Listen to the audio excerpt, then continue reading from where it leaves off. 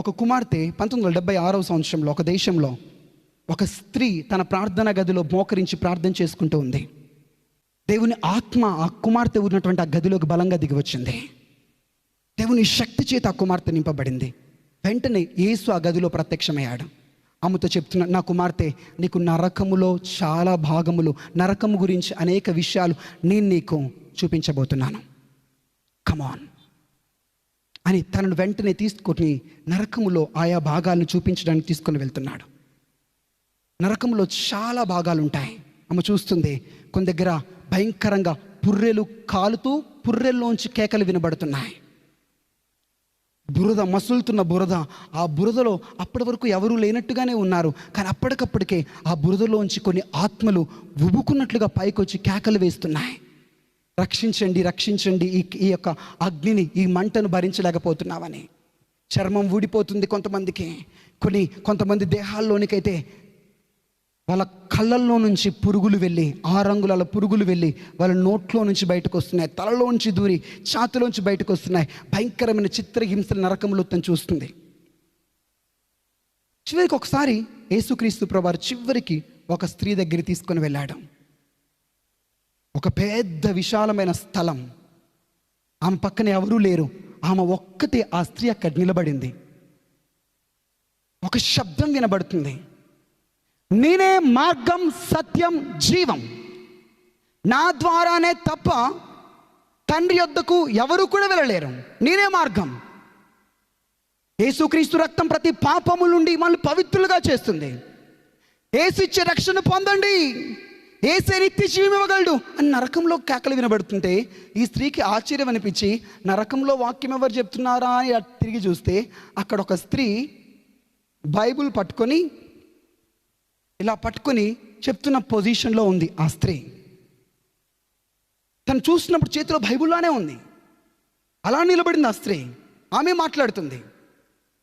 కొన్ని దురాత్మలు వస్తున్నాయి, ఆమె చుట్టూ మూగుతున్నాయి, వింటున్నాయి, కొన్ని ఆమెను శపిస్తున్నాయి. చి పిచ్చిదాన, ఎందుకు పిచ్చిదానిలా కేకలేస్తున్నావు, చి అని కేకలేస్తున్నాయి.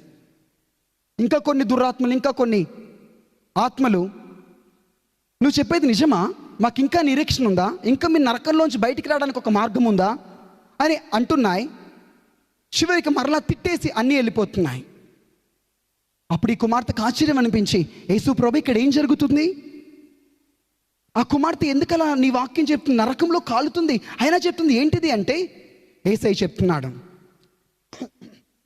ఆ కుమార్తె భూమి మీద ఉన్నప్పుడు తన యవ్వన ప్రాయంలో నన్ను నిజదేవుడిగా అంగీకరించింది, నేను ఇచ్చే రక్షణను పొందుకుంది, నేను దేవుడిని తెలుసుకున్నది.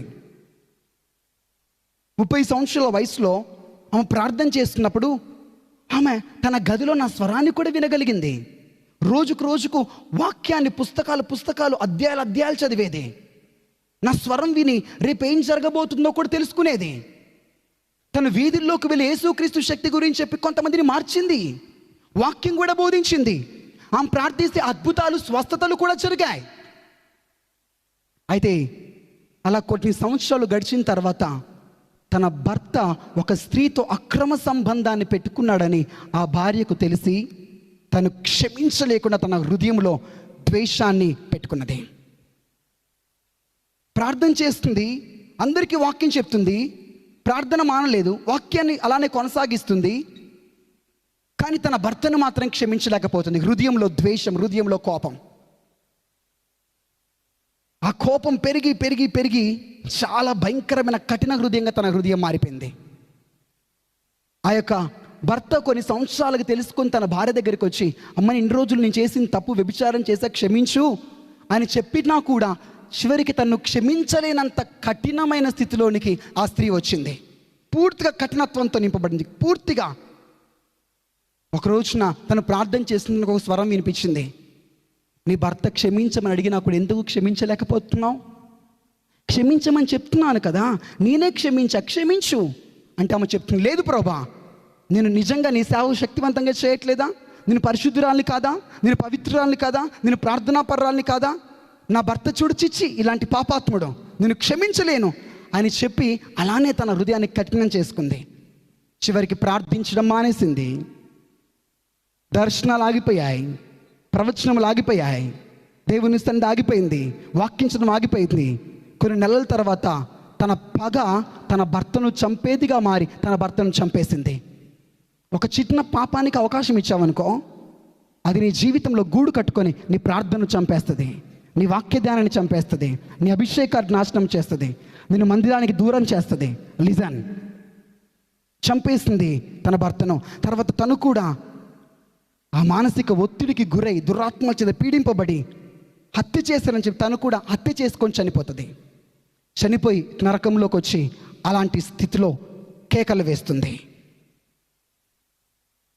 ఈ మాటలన్నీ కూడా అక్కడే నిలబడి యేసయ్య చెప్పాడు కాబట్టి ఆ యొక్క ఆత్మ కూడా విని, అవును ప్రభువా, నిజమే, నువ్వు చెప్పిందంతా నిజమే, నేను నా భర్తను క్షమించలేదు, కానీ ఇప్పుడు క్షమిస్తా, ఇప్పుడు నీ మాట వింటా, ఇప్పుడు క్షమిస్తా, అవకాశం ఇవ్వవా?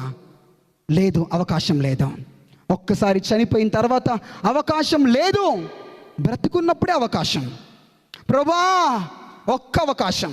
అప్పుడు నీ అభిషేకం, నీ శక్తి ప్రజలకు, నీ వెలుగు ప్రజలకు కనపడుతుంది.